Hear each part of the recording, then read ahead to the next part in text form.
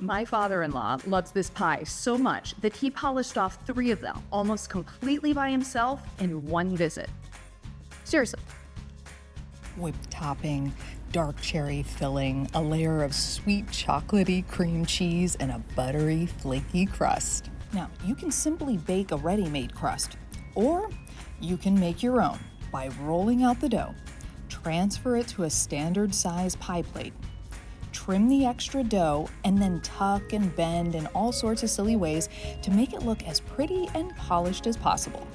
Now we need to blind bake it. And if you don't know what that means, just stay with me. It isn't rocket science, it just means you probably haven't been watching the British baking series. So what you do, take a piece of parchment paper or aluminum foil larger than the pie plate and cut slices like you see here. Now put that on top of the unbaked crust. Pour in dry rice, beans, or pie weights if you happen to have them, and pop the crust in the oven. This keeps the sides from slipping inward or the bottom from bubbling up while it's baking. When you remove the paper and rice, you can see here that the buttery dough still needs a little more time in the oven. So back it goes, but it's nice and sturdy this time, so you don't need the added weight on top, and it'll come out all flaky and gloriously golden. We move to the stovetop now. Frozen dark cherries, fresh lemon juice, sugar, and cornstarch. They all get stirred together before the heat is turned on. The liquid looks a little cloudy pink in the beginning. Then once it's heated and it boils, it begins to thicken and it turns clear. Then you just turn off the heat and move on to the chocolate. Heat the chips in the microwave for just a few seconds until they soften and stir together easily. Cream cheese and powdered sugar get mixed together with a hand mixer, and then add in that silky smooth chocolate and turn the beaters back on it.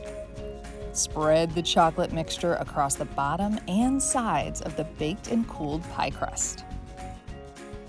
Pour in the homemade dark cherry pie filling, and then, nope, it's not time to eat. It goes in the fridge overnight. Then, not time to eat yet. Spread on the whipped topping. Now, I was lazy and used store-bought, but homemade whipped cream is a great way to go if you're up for it. And if you're up with getting fancy with the garnishing, melt a handful of chocolate chips in the microwave. Pat dry a few cherries with stems using a paper towel. Then dip the cherries into the chocolate and get them well coated. Pop them in the fridge with the pie overnight. Then drizzle a bit of chocolate onto the pie, top with the chocolate-covered cherry, and bada bing. Now it's time to slice it up and dig in. Now you're probably wondering, how long was my father-in-law's visit? It was 1 week, no joke. This man loves pie like nobody I've ever seen, and he's in really good shape too. Go figure. Maybe instead of an apple a day, it's a big slice of pie every day that keeps the doctor away. Who knows? But if you'd like the recipe, you can find it at homewithshay.com. Shay Ryan, ABC Action News.